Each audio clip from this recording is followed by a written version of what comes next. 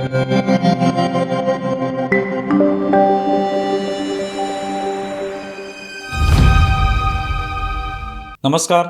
News डंकामध्ये मी महेश विचारे आपल्या सगळ्यांचं मनपूर्वक स्वागत करतो. मित्रांनो, न्यूज डंकाचे यूट्यूब चॅनल आपण सबस्क्राईब केलं नसेल तर कृपया ते सबस्क्राईब करा, ज्यामुळे वेगवेगळ्या विषयांवरचे व्हिडिओ आपल्यापर्यंत येऊ शकतील. मित्रांनो, नुकतंच पुण्यामध्ये राहुल गांधी यांचा एक इव्हेंट पार पडला, ज्यामध्ये छात्रों की गुंज असं त्याला नाव होतं आणि विद्यार्थिनींची संवाद राहुल गांधींनी साधला. अर्थात हा भलेही सांगितला जात असलं की हा राजकीय कार्यक्रम नाही, तरी देखील राहुल गांधी तिथे उपस्थित असल्यामुळे हा निश्चितपणे काँग्रेसचाच एक इव्हेंट होता, कार्यक्रम होता आणि त्या माध्यमातून जे काही राहुल गांधींना सांगायचं होतं हे सांगितलं. स्वाभाविकच काँग्रेसचे अनेक नेते, समर्थक हे तिथे उपस्थित होते हा सगळा कार्यक्रम यशस्वी करण्यासाठी. पण या कार्यक्रमामध्ये आपल्याला सुषमा अंधारे सुद्धा पाहायला मिळाल्या. या कार्यक्रमाला संजय राऊत यांचे सुद्धा एक प्रकारे समर्थन आहे, पाठिंबा आहे असं सुद्धा पाहायला मिळालं.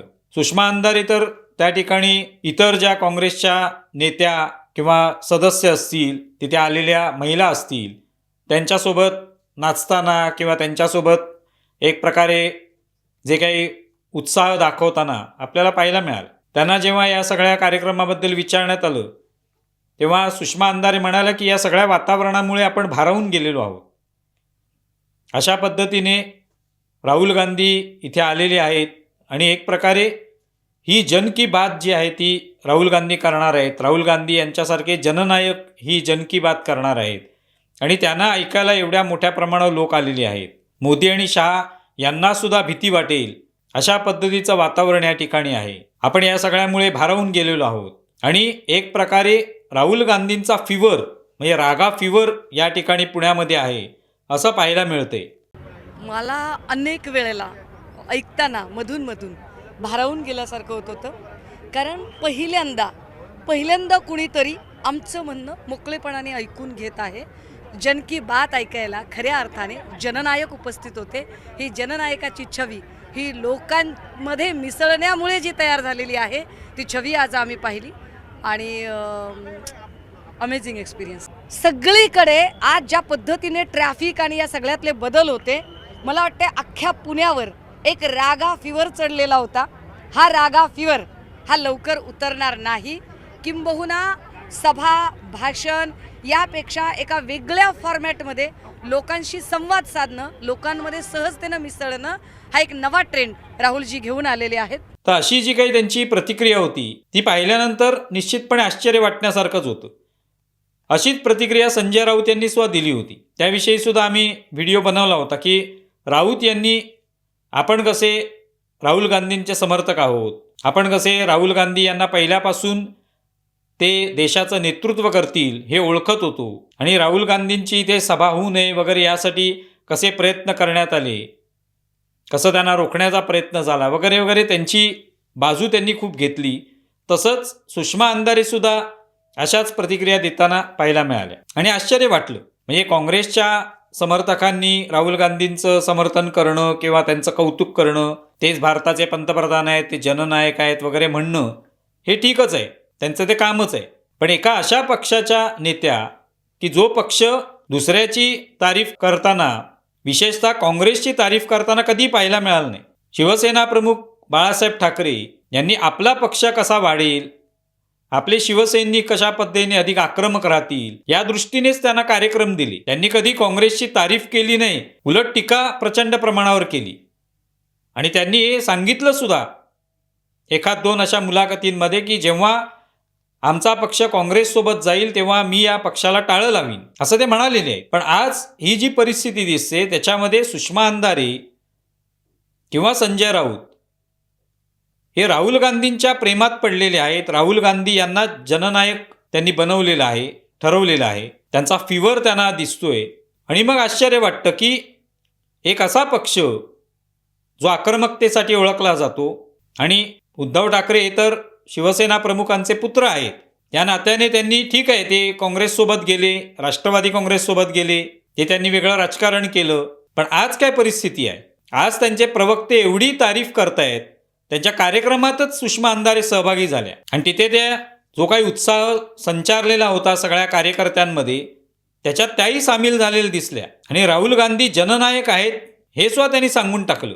म्हणजे याचं आपल्याला वाईट वाटतं की एक असा पक्ष ज्याने स्वतःचं एक आक्रमक असं स्थान निर्माण केलं, बाळासाहेब ठाकरेंनी हा पक्ष स्थापन केला शिवसेना, आणि आता उभाटा शिवसेना हा पक्ष उरलेला आहे. आणि अशा सगळ्या परिस्थितीमध्ये ह्या पक्षाची किती फरफट झाली आहे ते पहा, की जो काँग्रेसच्या विरोधात असलेला पक्ष, काँग्रेसवर टीका करणारा आणि काँग्रेसच्या विरोधातच राजकारण करता करता पक्ष सत्तेत सुद्धा आला 1995 शिवसेनेचा मुख्यमंत्री पण झाला. भाजपासोबत त्यांनी अनेक वर्ष 25 वर्ष युती केली आणि महाराष्ट्रात राजकारण केलं.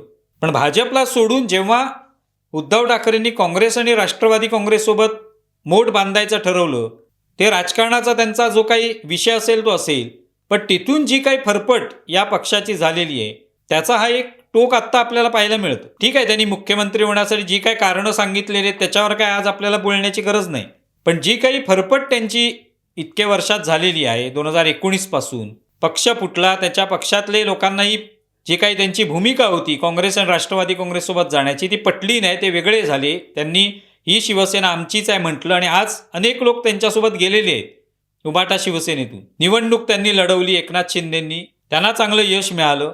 उभाटा शिवसेनेला तेवढं यश मिळवता आलेलं नाही. अशा सगळ्या परिस्थितीमध्ये आज जेव्हा हे प्रवक्ते अशी भूमिका घेतात तेव्हा आश्चर्य वाटतं आणि वाईटसुद्धा वाटतं की का असं घडलेलं आहे, काय नेमकं कारण आहे. ठीक आहे, म्हणजे राहुल गांधींना समर्थन देणं किंवा राहुल गांधी हे सभा घेत आहेत वगैरे याबद्दल बोलायला काहीच हरकत नाही, ट्विट करायला हरकत नाही, किंवा राहुल गांधी हे मोदी आणि शाह यांच्यापेक्षा लार्जर दॅन मोदी आणि शाह आहे असं सुषमा अंधारे म्हणतात, ते ठीक आहे. पण तिथे जाऊन त्या सहभागी होतात आणि जननायक ही उपाधी राहुल गांधींना देतात. राहुल गांधींचा फिवर कसा त्या ठिकाणी पसरलेला आहे, कसा त्यांचं एक वलय तयार झालेलं आहे हे जेव्हा सांगतात तेव्हा मग आश्चर्य वाटतं. संजय राऊत सुद्धा तीच भाषा बोलतात. अर्थात संजय राऊत हे तर शिवसैनिकच आहेत, फार पूर्वीपासून बाळासाहेब ठाकरेंनी त्यांना संपादक म्हणून नियुक्त केलं, सामनाचे संपादक म्हणून. पण सुषमा अंधारेंचा काही शिवसेनेशी संबंध नव्हता. किंबहुना त्यांनी शिवसेना प्रमुख बाळासाहेब ठाकरे, आदित्य ठाकरे, उद्धव ठाकरे या सर्वांवर असभ्य भाषेत टीका केलेली आहे, त्यांची खिल्ली उडवलेली आहे. तरी देखील त्या उभाटा शिवसेनेमध्ये दाखल झाल्या आणि तिथून मग प्रवक्त्या म्हणून आजपर्यंत काम करतायत. पण आत्ता ही जी काही त्यांनी उपमा दिलेली आहे, राहुल गांधींबद्दल जे काही स्तुतिसुमनं उधळलेली आहेत, ते नेमकं कशासाठी आहे हे निश्चितपणे या प्रश्नाचं उत्तर मिळत नाही. राहुल गांधींची जी सभा आहे किंवा इव्हेंट आहे त्या संदर्भामध्ये उद्धव ठाकरेंनी कोणती प्रतिक्रिया दिली नाही, त्यांनी कोणताही उत्साह दाखवला नाही. आदित्य ठाकरे काय त्याच्याबद्दल बोललेले नाहीत किंवा आदित्य ठाकरे तिथे गेले नाहीत, ते त्यांचे जे काय कार्यक्रम करतायत ते करतायत.